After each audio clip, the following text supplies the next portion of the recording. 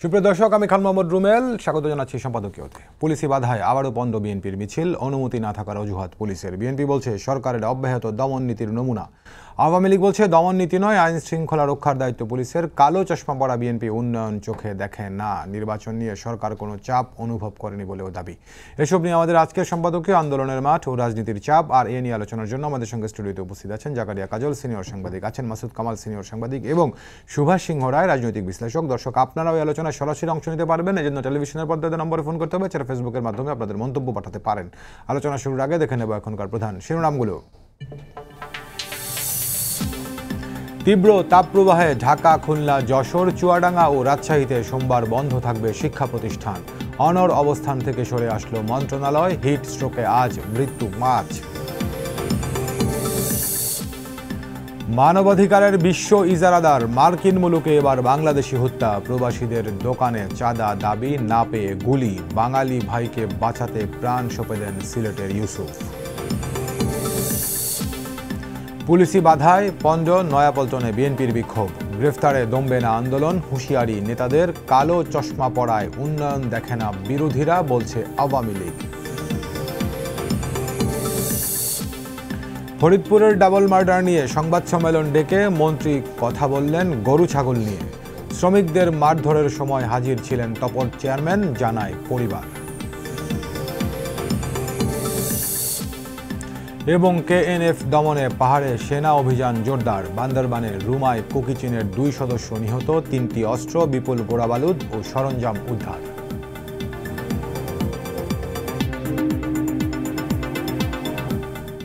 শিরোনাম দেখছিলেন, মূল আলোচনায় যেতে চাই। বলছি আজকে আলোচনার শিরোনাম আন্দোলনের মাঠ, রাজনীতির চাপ। সরকারি দল আওয়ামী লীগ বলছে যে গত নির্বাচন নিয়েও সরকারের উপর কোনো চাপ ছিল না, এখনও কোনো চাপ নেই।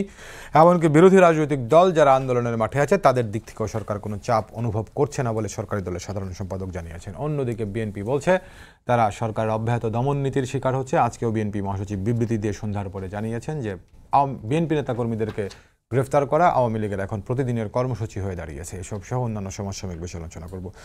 মাসুদ কামাল ভাই, আপনাকে দিয়ে শুরু করি। আন্দোলনের মাঠ ও রাজনীতির চাপ, তো দুই জায়গাতেই দেখছেন সরকারি দল বলছে যে তাদের উপর কোনো ধরনের চাপ নেই। প্রথমত বলছেন যে গেল 7 জানুয়ারি যে নির্বাচনটি অনুষ্ঠিত হয়েছে সেই নির্বাচন নিয়েও সরকারের উপর বা আওয়ামী লীগের উপর কারোর কোনো চাপ ছিল না, আর এখনও কোনো ধরনের কোনো চাপ নেই। এটি হচ্ছে আওয়ামী লীগের অবস্থান। আবার বিএনপি যারা আন্দোলন করছে, নির্বাচন তো তারা বর্জন করলো, নির্বাচনের পরপর আন্দোলনের মাঠে আছে, তারা বলছে তাদের উপর চাপ আছে। চাপ কোনটা? সরকার তাদেরকে দমনমূলক নীতিতে আচরণ বা দমনমূলক আচরণ করছে তাদের সঙ্গে।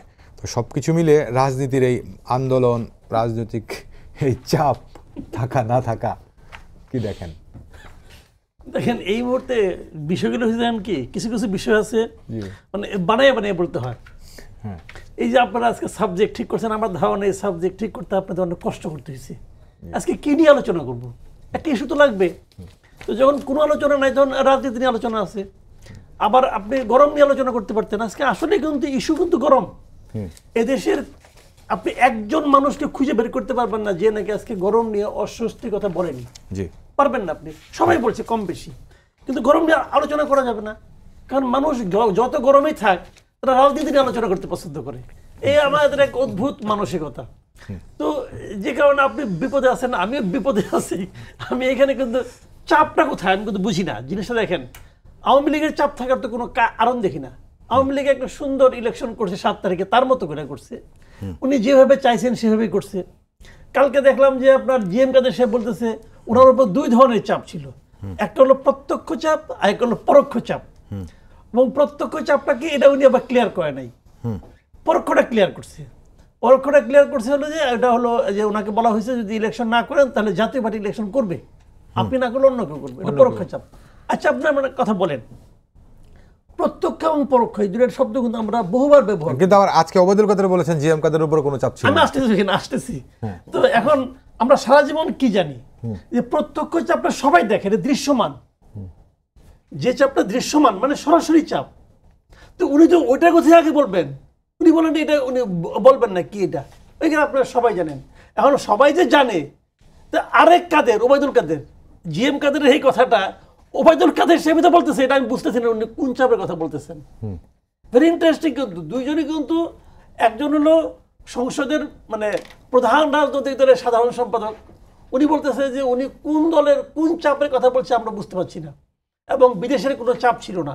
মানে ওবায়দুল কাদেরের মতে বাংলাদেশে ইলেকশনের সময় বিদেশের চাপটাই হলো চাপ, আর কোনো চাপকে উনি চাপ মনে করছেন না।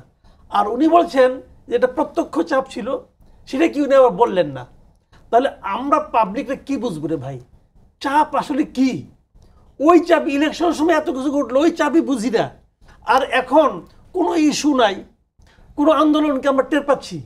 সত্যি কথা বলতে দেখেন, বিএনপির আন্দোলন করার মতো হাজারটা কারণ থাকতে পারে, কিন্তু আমরা কি সাধারণ মানুষ বিএনপির কাছ থেকে কোনো আন্দোলন দেখতেছি? আন্দোলনে ইস্যু তারা রেজ করছে, মানে কোনোটা কি এমন কোনো ইস্যু রেজ করেছে যেটা বিরাট কিছু? হ্যাঁ, একটা উনি বলতে পারতো যে হ্যাঁ সরকার যেভাবে ইলেকশন করছে, এখন এটা তো চলমান, এটা তো প্রতিদিনই এই কথাটা আপনি আলোচনা করতে পারেন। কিন্তু তাদের আজকের ইস্যুটা কি? কোনো ইস্যু নাই ভাই, পরিষ্কার কথা, কোনো ইস্যু নাই। আবার সরকারি দলেরও দেখি ওনাদেরও কোনো ইস্যু নাই, বিএনপি কিন্তু এটা গালমন্দ করা ছাড়া। প্রতিদিন যে জিনিসটা আমরা দেখি পত্রিকা পড়ে, সরকারি দল কিছু গালমন্দ করে, ওইটার জবাব দেয় বিএনপি, আবার বিএনপি সরকারের বিরুদ্ধে কিছু অভিযোগ করে, পরের দিন আবার সরকারি দল ওইটা জবাব দেয়। এই কথামালার রাজনীতি চলছে আসলে এখন। কথামালার রাজনীতি চলছে, প্রতিদিনই কথা বলছেন, এটা যেরকম শেখ মাসুদ গনি বলছি যে আপনি যেটা বলছেন যে কোনো ইস্যু নাই বা কিছু নাই, কিন্তু আমার কথাটি হচ্ছে যদি বিএনপি একটা মিছিল করতে চায় পল্টন কার্যালয়ের সামনে, মিছিল কত বড় হবে কত ছোট হবে সেটি তো বিষয় না, যদি তারা করতে চায় তাহলে কি এমন পরিস্থিতি তৈরি হয়েছে যে পুলিশকে সেটি পণ্ড করে দিতে হবে? এর আগে গত সপ্তাহে এরকম অবস্থা ঘটেছে, পুলিশ দুইবারই, আজকেও বলেছে গত সপ্তাহে বলেছে যে অনুমতি নাই। এখন পল্টন কার্যালয়ের সামনে একটি মিছিল করলে কি এরকম মহাভারত? এখন আমাদের দেশে মেট্রোপলিটন পুলিশের একটা আইন আছে, জি একটা আইন আছে যে আপনি মেট্রোপলিটন এরিয়ায় যদি কোনো মিছিল মিটিং কিছুটা করতে চান তাহলে আপনার পুলিশের অনুমতি লাগবে। এই আইনটা যখন মেট্রোপলিটন পুলিশ যখন হয়, ওই একটির সময় এটা মানে করা হয়েছিল, দীর্ঘদিন প্রয়োগ হয় নাই। এই সরকারের আমলে এটা বিপুলভাবে প্রয়োগ করা হচ্ছে। এখন ওনারা কেন মিছিল করতে দেবে না, কোনো লজিক নাই। আমার ইচ্ছা আমি দেবো না, এইটা আমার বিবেচনা। আইন আছে ঠিক আছে, বাট এই আইনটা আমি মনে করি একটা অপ্রয়োজনীয় এবং একটা অগণতান্ত্রিক আইন। একটা পলিটিক্যাল পার্টি সে কিছু একটা মিছিল করতে চায়, 10 জন নিয়ে 20 জন নিয়ে যাই করতে চায়, সেটাকে পুলিশ বাধা দেবে কেন? আপনি বলবেন যে ট্রাফিকের কারণে বাধা দিতে হয়। যদি তারা ট্রাফিকের সমস্যা তৈরি করে তাহলে জনগণের কাছে ওই পার্টি অজনপ্রিয় হবে। এটা জনগণের উপর ছেড়ে দেন না কেন? আপনারা কি মেট্রোপলিটন পুলিশ আমাদের দেশের কি ট্রাফিক ব্যবস্থাকে ঢাকা শহরে খুব ভালো রাখতে পারতেছে না তো? সরকারি দলের ক্ষেত্রে এগুলো করে তারা? সরকারি দলে মিছিল বের হয় না, 10 জন 12 জন লোক নিয়ে সরকারি দলে মিছিল করে, পিছনে বিশাল একটা 0.5 কিলোমিটার লম্বা গাড়ির লাইন। কয়দিন পর পর তো দেখি আমরা, দেখি না এগুলো? দেখি। আর আপনি কখন দিচ্ছেন অনুমতি, কখন দিচ্ছেন না? যেদিন দিচ্ছেন আর যেদিন দিচ্ছেন না, এই দুদিনের মধ্যে পার্থক্যটা কি? কোনো পার্থক্য নাই। ওনার ইচ্ছা হলে দিবেন, ওনার ইচ্ছা হলে দিবেন না, অথবা উপরের থেকে বলে দেওয়া হয় এবার দাও, দেয়, আবার বলে এবার দিও না, দেয় না। হিসাব তো এটা। এই আইনটাই থাকা উচিত আমি মনে করি, কিন্তু আইন যখন আছে আইন তো মানতে হবে। জি, আপনাকে অনেক ধন্যবাদ সুভাষ দা। যেটি মাসুদ কামাল ভাইকে বললাম, ধরুন এখন মিছিল কত বড় হলো কত ছোট হলো সেটি বিষয় যদি করতে চায়, পুলিশের এত মাথা ব্যথা কেন? এবং এই মাথা ব্যথাটা পুলিশের কিন্তু সব সময় হয় না, কখনো কখনো হয়, কখনো খুব বেশি হয়, কখনো একটু কম হয়। এখন এটি একদিক, আবার আরেক দিক হচ্ছে ধরুন যদি মিছিল হয় পল্টন কার্যালয়ের সামনে, তাহলে কি এটি নিয়ে তো কথা হতো? এই যে বিএনপি নেতারা আজকে বলছেন যে বিএনপির মহাসচিব সন্ধ্যার পরে বিবৃতি দিয়েছেন, তার মানে দিনের প্রেক্ষাপটটি দেখে তিনি বলছেন যে আওয়ামী লীগের প্রতিদিনের কর্মসূচি হয়েছে বিএনপি নেতাকর্মীদেরকে গ্রেফতার করা, কিংবা সরকার অব্যাহত দমন নীতির কারণে এগুলো করছে, যেটি হচ্ছে মিছিল যখন করতে না পেরে সিনিয়র যুগ্ম মহাসচিব রুহুল কবির রিজভী বলছেন। তাহলে ইস্যুগুলো আসলে কে তুলে দিচ্ছে? মাসুদ কামাল ভাই বলছেন যে ইস্যু নেই, কিন্তু ইস্যু না থাকলেও ইস্যু কি তৈরি করা হচ্ছে এগুলো করে? কঠিন প্রশ্ন, এবং আলোচনাটা বিষয়বস্তু কি? চাপ বিষয়ক। জি, চাপ বিষয়ক, আন্দোলন বিষয়ক, নিম্নমুখী চাপ, এসব চাপ নিয়ে আলোচনা করলেন এবং বিস্তর কিন্তু গৌর চন্দ্রিকায় মাসুদ কামাল ভাই বিস্তৃত করেছেন। এবং জিএম কাদেরের চাপ নিয়ে বেশ খানিকক্ষণ বলেছেন। কিন্তু আবার পেশাগতভাবে ইঞ্জিনিয়ার ছিলেন, সেখান থেকে রাজনীতিতে এসেছেন ভাইয়ের পথ ধরে, এটা তো ব্যাপার। তা চাপ বিষয়ক বৈজ্ঞানিক ব্যাখ্যা তো তার কাছে আছেই। তিনি যখন মানবজমিন পত্রিকার সাক্ষাৎকার দিয়ে বললেন যে বিদেশের দিকে তাকিয়ে আছি, তারা সফল হলে আমরা সফল হব, কোনো দেশপ্রেমিক রাজনৈতিক নেতা এই কথা বলতে পারে কিনা সেটা কিন্তু বিস্তর প্রশ্ন। জি অর্থাৎ তারপরে চাপ তো নানামুখী চাপ। তিনি নানান দিকে ঘোরাফেরা করেছেন, ডানে তাকিয়েছেন, বায়ে তাকিয়েছেন, বায়ে গিয়েছেন, ডানে গিয়েছেন, সব জায়গায় গিয়েছেন। কোন দিকটা তিনি প্রসারিত করেছেন? দেখতে তার দুটো হাত, কিন্তু তার তো মা দুর্গার মতন অনেক হাত নানান দিকে প্রসারিত হয়েছে। অতএব সে চাপ তার উপরে থাকবেই, এবং তার এখন চাপ তার কর্মীদের কাছ থেকে চাপ, এবং তার যারা সমর্থক বলে দাবি করছেন তারাই চাপ দিচ্ছেন। সরকারের চাপ এখানে কোনো বিষয়বস্তু না। আর আপনি যে প্রশ্নটি করলেন যে একটা মিছিল মিটিং করলে কি বা যায় আসে, ব্যাপারটা তো এরকম। আপনার কথার সারার্থ তো এটাই। তা কেন ভয় লাগবে না সরকারের? কেন ভয় লাগবে না এই আইন শৃঙ্খলা রক্ষাকারী বাহিনী সংস্থা?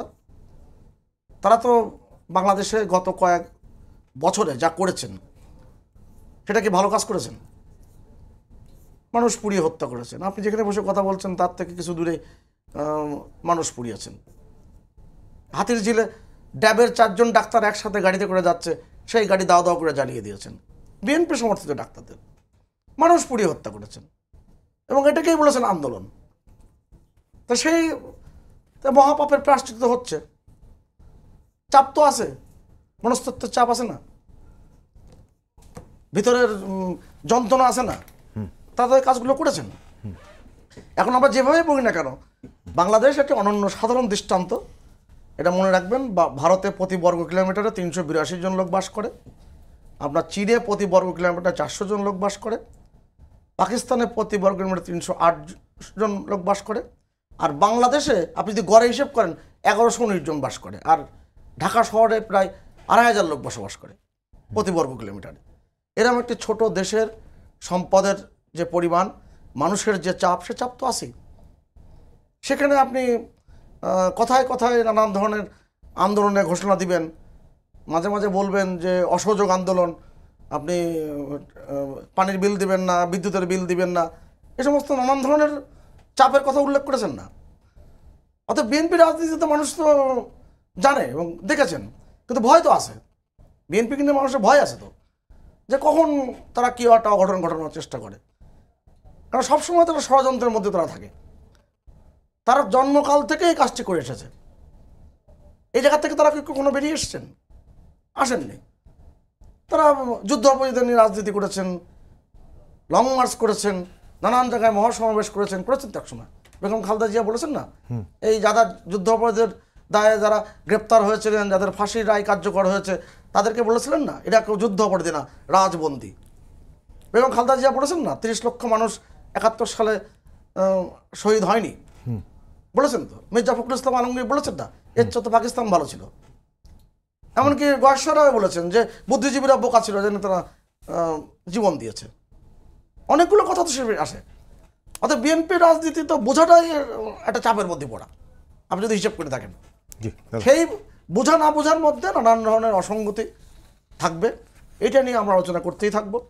মাসুদ কামাল ভাই গৌরচন্দ্রিকায় অনেকগুলো কথা বলবেন, সেভাবে আমরা চলতে থাকবো। এটাও একটা চাপ।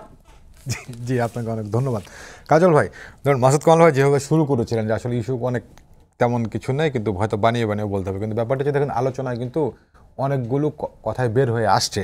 তো সেই জায়গা থেকে মাসুদ কামাল ভাই যে কথাটা একটা কথা বলছিলেন যে ডিএমপি অ্যাক্ট, যে অ্যাক্ট অনুযায়ী ডিএমপি মেট্রোপলিটন এলাকায় সভা সমাবেশ করতে গেলে অনুমতি লাগবে না, এটা বাতিল হওয়ার প্রসঙ্গটা অনেকেই বলছেন এটা যেরকম একটা জিনিস। আর সুবাদে যেটা বলছেন যে বিএনপি তো কর্মসূচি করতে গেলেই নাশকতার আশঙ্কা চলে আসে। শুনেন, বাংলা একটা শব্দ আছে না, সখাত শরীর। ডিএমপি একটা কার করা, ডিএমপি একটা কার করা, ডিএমপি একটা কিন্তু বিএনপিরই করা, বুঝছেন? তো অনেকে বলেন যে বিএনপি করছে, তো এখন এই সরকার বাদ দেয় না কেন? কেন বাদ দেবে? ৭৪-এর বিশেষ ক্ষমতা আইন, কত নিন্দা, কত প্রতিবাদ, কত ঘেন্না, তারপরে যারা ক্ষমতা এসছে কেউ বাদ দিয়েছে? দেখেছে বিএনপি যে আইন করেছে সেটার মাসুল তারা দিচ্ছে। এখন একটা কথা আসছে, বিএনপি আইন করেছে সে মাসুল দিয়ে যেটা যেরকম ঠিক, কিন্তু ব্যাপারটা হচ্ছে ডিএমপি অ্যাক্ট তো সবসময়ের জন্যই বহাল, মানে এখন পর্যন্ত যেহেতু আছে এটা, কিন্তু ডিএমপি একটা ডিএমপি কখনো কখনো প্রয়োগ করে, কখনো করে না, কোনো দলের ক্ষেত্রে করে, কোনো দলের ক্ষেত্রে করে না। সরকারি দল বা অন্য দল যারা মিছিল করে তারা যে পারমিশন নিয়ে করে না, হাউ ইউ আর শিওর? তারা কি বলেছে ডিএমপি যে এরা পারমিশন নিয়ে করেনি? কাজে সেটা বিতর্কের বিষয়। আমি যেটা বলতে চাই যে আপনারা বলছেন যে ইস্যু নাই, এই যে বিএনপি মিছিল করছে, বাধা দিচ্ছে, এটাই তো বিএনপির জন্য ইস্যু। কারণ সাম্প্রতিক সময় আমি একটা জাতীয় দৈনিকে দেখলাম বিএনপির যে ভবিষ্যৎ কর্মপন্থা তারা নির্ধারণ করছে, ওর মধ্যে একটা আছে যে বিদেশিদের সঙ্গে সেমিনার করা, বিদেশি রাষ্ট্রের সঙ্গে ইয়ে করা। তখন তো দিস ইজ দ্য ইস্যু যে দেখেন আমাদের মিটিং করতে দেয় না। BNP nose it very correctly এবং ডেফিনেটলি যে তারা মিছিল করলে এই বাধাটা আসবে। কারণ কয়েকদিন আগেও কিন্তু এই বাধাটা দিয়েছে একই অজুহাতে। কাজে দে আর মেকিং ইস্যুস যে আমরা মিছিল করতে গেলে যে দেখেন পুলিশ বাধা দিচ্ছে, এটাই তো ইস্যু। কাজে ইস্যু নাই বলা তো ঠিক না। বিএনপি এই জাতীয় ইস্যুগুলি তৈরি করার জন্যই ইন্টেনশনাল এই কাজগুলি করছে। কারণ they knows it very well যে মিছিল করতে দেবে না, দ্যাট ইজ এন ইস্যু। বলতে পারবে যে দেখেন বিশ্ববাসী আমরা মিছিল করতে যাই, মিছিল করতে দেই না। কাজে ইস্যু নাই এটা আমি বিশ্বাস করি না। This is the issue for BNP. GM কাদেরের কথায় আসেন, যেটা মাসুদ কামাল বললেন ওনার চাপটা। জিএম কাদেরের কিন্তু ধোঁয়াশা রাখার অভ্যাস আজকের না। উনি দিল্লি থেকে ফিরে আসলেন, এয়ারপোর্টে বললেন যে বলা যাবে না। আরে বাবা, তুমি একটা রাজনৈতিক দলের প্রধান, তুমি ঘুরে এসে বললো যে বলা যাবে না। নির্বাচনে নমিনেশন পেপার বিক্রি করছে, বলছেন যে নমিনেশন পেপার বিক্রি করছে মানে এই নয় নির্বাচনে যাব। তারপরে এই যে সর্বশেষ যে কথা প্রত্যক্ষ পরোক্ষ, মানে উনি নিজের কাছেই তো ক্লিয়ার না। আমি বলবো একটা রাজনৈতিক দলের প্রধান যদি নিজের কাছেই ক্লিয়ার না থাকেন, সৎ না থাকেন, তো তার কাছ থেকে জাতি কি আশা করবে? এবং যে কথাটা আপনি বলতে পারবেন না সেটা তো আপনার উল্লেখ করাই আপনার মানে আপনার যদি মিনিমাম মোরাল ইয়ে থাকে আপনি তো এটা করবেন না। তার মানে আপনি এগুলি বলে একটা কনফিউশন ক্রিয়েট করছেন, এবং দ্যাট ইজ অলসো ইন্টেনশন, তাই না? কারণ জিএম কাদেরের চাপ তো আমি দেখি যে ওনার নিজের ঘরের চাপই তো উনি সামলাতে পারতেছেন না। এই যে ওনার এই যে উত্তরার নমিনেশন নিয়ে তার পার্টিতে কত কিছু হয়ে গেল, আজকে যে জাতীয় পার্টির যে বিভাজন ইত্যাদির মধ্যে তো ওনার ওই ঘরের নমিনেশন নিয়েই তো চাপ আছে ওনার। উনি ঘরের চাপটা আগে সামলাক, তারপরে বাইরের চাপের দিকে যাক। এবং যদি চাপ থাকে he must make it clear, তাই না? যেমন উনি পরশুদিন দেখলাম একটা কাগজে বলছে যে বিএনপি 1 কোটি লোক নিয়ে নামলেও সরকার পতন করতে পারবে না। এটাও তো ওনার কাছ থেকে মানে প্রত্যাশিত বক্তব্য না, তাই না? কাজে উনি কখন ওই যে দাদা বললেন না একটা, উনি ডাইনে বায়ে উত্তরে দক্ষিণে পশ্চিমে সব দিকেই ঘুরছেন। এখন ওই বাংলা একটা কথা আছে না, কলকে না পাওয়া, উনি বোধহয় কোথাও ওই কলকে না পেয়ে এখন বোধহয় একটু প্রলাপ বলাটা হয়তো খুব মানে কঠিন হয়ে যাবে, উল্টাপাল্টা বলতেই পারি। জি, আপনার মাসুদ কামাল ভাই, কাজল ভাই যেটা বলছিলেন না যে বিএনপি একটা ইস্যু তৈরি করতে চাচ্ছে। এখন ধরুন ব্যাপারটাতে এভাবে দেখতে পারি, বিএনপির একটি কৌশল। এখন বিএনপি তো জানে যে ঢাকায় সাম্প্রতিক বছরগুলোতে তারা যতগুলো কর্মসূচি করেছে, বিশেষ করে এরকম খোলা মাঠে মিছিল হোক আর সমাবেশ হোক, তারা ডিএমপিকে জানিয়েই করেছে। তো গত সপ্তাহ 2-1 ধরে যারা হুটহাট করে পল্টন থেকে মিছিল বের করতে চায় তারা তো জানে এটা দেবে না, এবং না দিলে কাজল ভাই যে ব্যাখ্যাটা দিয়েছেন ইস্যু তৈরি করতে চায়। তো এই কৌশলটাও তো বিএনপির মানে সরকারি দলের কৌশলের বিপক্ষে, এটা তো কৌশল, এভাবে তো দেখা যায় নাকি? দেখা যায়, কিন্তু লাভটা কি রে ভাই? আমার কথা হলো কি, নেট লাভটা কি? মানে আমি আওয়ামী লীগ বিএনপি যে ধাক্কা থাকে, নেট লাভ হচ্ছে বিএনপি বলছে যে 13 বছরে 15 বছরে পারেনি মানে কোনোদিন পারবো না তা না, সেই অব্যাহত প্রক্রিয়ার মধ্যে তারা আছে। শুনেন, বিএনপি এখন কি অভিযোগটা করবে? বিএনপির ইচ্ছার বিরুদ্ধে, বিএনপি রাজনীতির বিরুদ্ধে 7ই জানুয়ারি একটা নির্বাচন হয়ে গেছে না? এই নির্বাচনটা মানে বিএনপি কি হেভি নির্বাচন চেয়েছিল? চাইনি তো। তো বিএনপির সবচেয়ে বড় যেটা মানে আপনার অপ্রাপ্তি, এটা হলো নির্বাচন। তো সেটাই হয়ে গেল।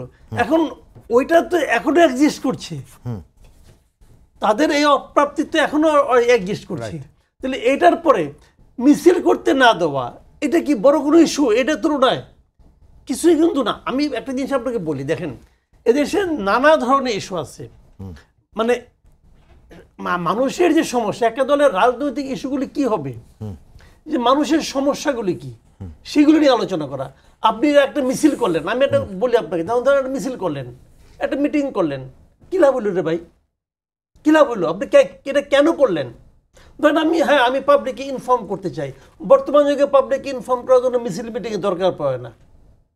মিছিল মিটিংয়ের দরকার পড়ে না। তারপরে অনলাইন বলে দেন, সবার ঘরে ঘরে পৌঁছে যাবে, সবার হাতে হাতে পৌঁছে যাবে, মিটিংও আসতে হয় না। তো কিন্তু আপনি ইনফর্ম করতে চাচ্ছেন, আপনি কি করতে চান তাহলে? আমি সব রাজনৈতিক দলের জন্যই বলি যে মানে সরকারি দলও দেখি মাঝে মাঝে রমনা আপনার এই যে কি সোহরাওয়ার্দী উদ্যানে বিশাল জনসভা করে, মানে কেন করে? কারণটা কি? মানুষের এই এত যে কথাটা কাজল ভাই বললেন যে সে জনসংখ্যা এত সুভাষদাও বললেন যে সে এত জনসংখ্যা, প্রতি স্কোয়ার কিলোমিটার প্রায় 2500 মানুষ, সেখানে এই ধরনের মিছিল মিটিং আপনাকে করতে হবে কেন? করে কি লাভ? আপনি আমাকে বলেন তো দেখি। বড় বড় মিছিল মিটিং তো আওয়ামী লীগও করছে কয়েকদিন, এইবার ক্ষমতা এই গত 15 বছরে বিএনপিও করছে। গোলাপবাগে মিটিং করা না করা নিয়ে কত কিছু হয়ে গেল, মিটিং তো হইলো তো মিটিং, তারপরে কি হয়েছে? মিটিংয়ের পরের দিন কি সরকার পড়ে গেছে? পড়ে জানি তো। তাহলে এই সমস্ত মিছিলগুলি পরে যায়নি, কিন্তু বিএনপি তো তখন ঘোষণা দিয়েছিল 10 ডিসেম্বরের সমাবেশের পর দিন অনেক কিছু সরকারের ভোটে হিসাব যাবে। না করে দিলে এরকমই হয়। শুনেন, মূল ঘটনাটা আমি বলি আপনাকে। মূল ঘটনাটা হলো কি, যে আপনি আপনার ডাকে আমি কখন যাব? আমি আপনার ডাকে তখনই নামবো দুটো কারণে। এক নম্বর কারণ হলো যখন নাকি আপনি যে সমস্যার কথাটা বলবেন সেই সমস্যাটা আমার সমস্যার সঙ্গে মিলে যাবে। আর দ্বিতীয়ত কি, এই সমস্যার সমাধানে আপনি যে পথ বাতলিয়েছেন সেই বাতলানো পথটা যখন আমাকে আকর্ষণ করবে। এই দুটো ঘটনা ছাড়া আপনি কখনোই আমাকে মাঠে নামাইতে পারবেন না, এটা কাউকেই পারবেন না। এখন সমস্যাগুলি কিন্তু বিএনপিকে নতুন করে গবেষণা করে বের করতে হয় না, সমস্যাগুলি এক্সিস্ট করতেছে। সমস্যার যে সমাধান তারা দিচ্ছে সেটা কি কেউ জানে? সেটা কি তারা নিজেরাও জানে? এটা কিন্তু একটা বেসিক কোয়েশ্চেন। আমি তো এটা বলি যে 10ই গোলাপবাগের যে মিটিংটা হয়েছিল 10 ডিসেম্বর, তার আগে প্রত্যেকটা বিভাগীয় শহরে মিটিং হয়েছিল, বিপুল লোক হয়েছিল, হয়েছিল কিন্তু। এবং তাদেরকে আসতে মিটিংয়ে আসার পথে সরকারি দল নানা রকম প্রতিবন্ধকতা তৈরি করেছে। সরকারি দল এই সমস্ত ক্ষেত্রে খুবই অগণতান্ত্রিক ভূমিকা রেখেছে, কোনো সন্দেহ নাই। তারপরে মানুষে আসছে, সরকারকে গালাগালি করে আসছে, সরকারের উপর ক্ষুব্ধ হয়ে আসছে। তো আসার পর যখন মিটিংটা শেষ হয়ে গেল, তখন ওই লোকগুলো কি নিয়ে গেল বাড়িতে? এই যে কষ্ট করে আসছে তারা, বাইরে যাওয়ার সময় তার বউ যখন তাকে বলে তুমি তো 2 দিন আগে বাইরে গেলা, আজকে ফিরে আসলা, কি নিয়ে ফিরলা ভাই? সে তো বউর কাছে কি জবাব দিছে ভাবেন তো একবার আপনি। এই কথাই কেউ ভাবছে? যখন সে জবাব দিতে না পারে তখন কি আসলে মানুষ যখন বিএনপি মিটিং এ যায়, বিপুল বিএনপি মিটিং অনেক লোক হয়, কিন্তু আওয়ামী লীগের মতো ভাড়া করে লোক আনতে হয় না। আওয়ামী লীগ তো ভাড়া করে লোক আনে, ভাড়া করে বিরিয়ানি প্যাকেট দিয়ে লোক আনে। বিএনপি কিন্তু তা করতে হয় না। তো বিএনপি এত লোক হয় কেন? বিএনপি কি ভালোবাসা হয় না? সরকারের উপর ক্ষুব্ধ মানুষ, সেই ক্ষোভ প্রকাশ করার জন্য তারা একটা উইন্ডো খুঁজে, ভাবে এখানে গেলে হয়তো আমি ক্ষোভটা প্রকাশ করতে পারবো, এখান থেকে হয়তো আমি কিছু একটা পাবো। প্রতিবার যায়, প্রতিবার হতাশ হয়ে ফিরি। জি, আপনাকে অনেক ধন্যবাদ। সুভাষ দা, একটা অন্য প্রসঙ্গে যেতে চাই। আজকে আমার খবরের শিরোনামে বলছিলাম ফরিদপুরের ডাবল মার্ডার নিয়ে গতকালকে গণমাধ্যমে একটি আমন্ত্রণপত্র পাঠিয়েছিলেন প্রাণী সম্পদ মন্ত্রী। সেখানে তিনি বলছেন ডাবল মার্ডার প্রসঙ্গে কথা বলবেন। যেটি আমন্ত্রণপত্রটি ছিল, তিনি তো সেখানকার স্থানীয় সংসদ সদস্য।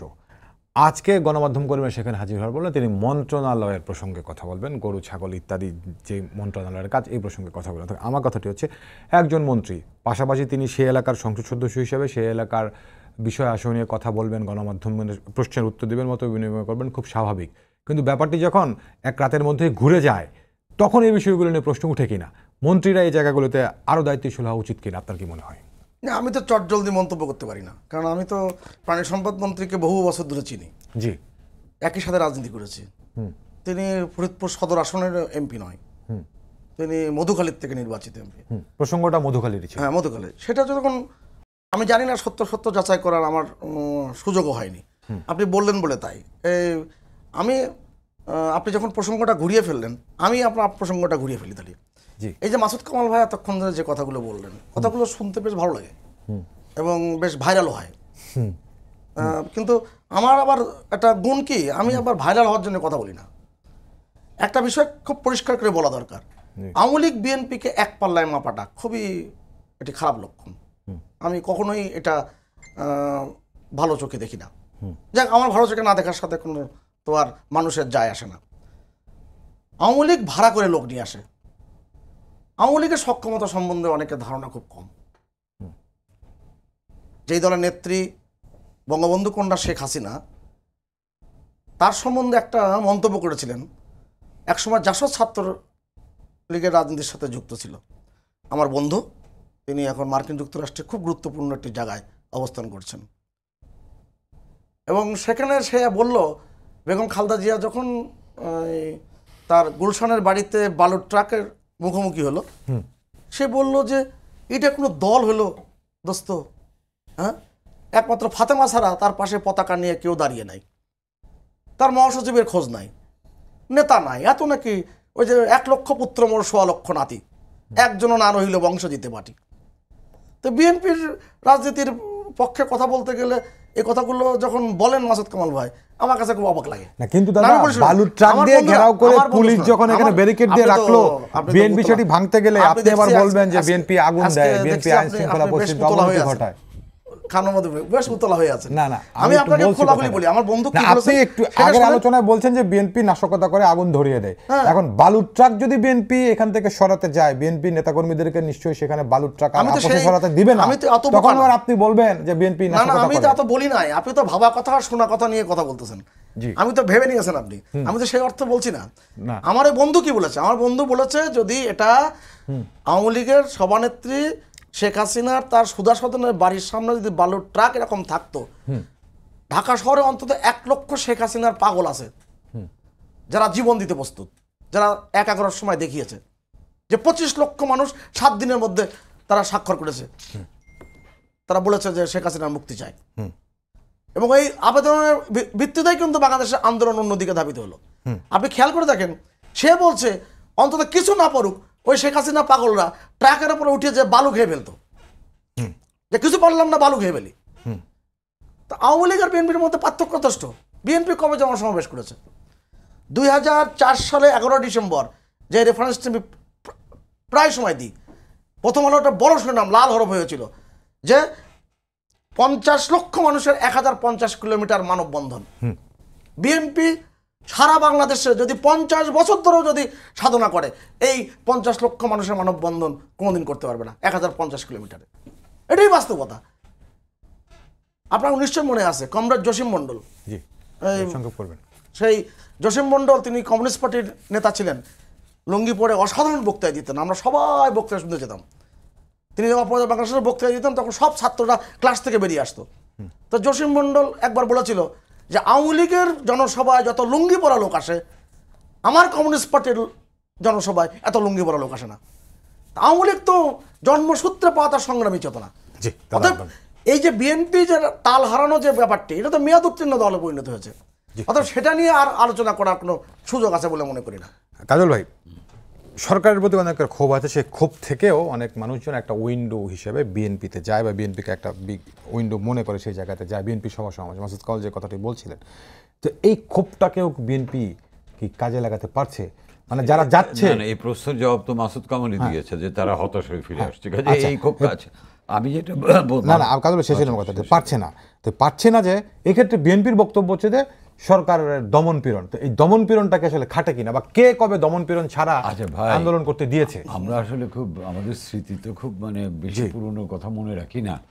বিএনপি ক্ষমতা গেলে 23 বঙ্গবন্ধু এভিনিউর চারপাশে তো কাঁটাতারের বেড়া ছিল। যদ্দূর আমি তো তখন মাঠের রিপোর্টার, 40 গজের মধ্যে এই কাঁটাতারের বেড়া মেয়র হানিফ সারাকে ঢুকতে পারে না, নয়াপল্টনে কিন্তু এরকম কোনো কাঁটাতারের বেড়া ধরেন। আর বিএনপি যখন ক্ষমতায় ছিল, আওয়ামী লীগ রাস্তায় নামলে গোলাপ ফুল আর রজনীগন্ধা দিয়ে অভ্যর্থনা জানানো হয়েছে, এরকম কাহিনীও আমার জানা নেই, তাই না? কাজে এগুলি অভ্যন্তর। তবে মাসুদ কামাল খুব হিসাব করে কথা বলছে, আমার খুব মজা লাগলো, কারণ মাসুদ কামাল একটা কথা খুব ভালো করে বলছে, অপ্রাপ্তি, ব্যর্থতার বটা উচ্চারণ করে পরে কিন্তু ব্যর্থতার বদলে মাসুদ কামাল অপ্রাপ্তিতে চলে গেছে বিএনপি। আসলে ওই নির্বাচন থেকে আরম্ভ করে, কারণ আমি খুব মনোযোগ দিয়ে শুনছিলাম, বয়ের পরে অপ্রাপ্তিতে চলে গেছে। আসলে বিএনপির ব্যর্থতাটা তো চোখে আঙুল দিয়ে দেখা। মাসুদ কামাল আরেকটা খুব ভালো কথা বলছে, হিসাব না করে কর্মসূচি দিলে যা হয়। বিএনপির মূল সমস্যাটা এখানে, সেই অসহযোগ থেকে আরম্ভ করে কোনো কর্মসূচি বিএনপি হিসাব করে দেন। কারণ আপনি যদি দেশের প্রেক্ষিতে কর্মসূচি দিতে হয়, আপনার তো লোকাল ইয়েটা বুঝতে হবে, পালসটা বুঝতে হবে। রিমোট কন্ট্রোলে কিন্তু এই পালস বোঝা যায় না। আপনি যদি এই দূরাভাসে বা বিভিন্নভাবে আপনি হয়তো ধরেন আপনি মূল নেতা, মানে আমরা 3 জন লোকালে যে ডিসিশন নিলাম, আপনার কাছে গিয়ে এটা পাল্টে যাচ্ছে।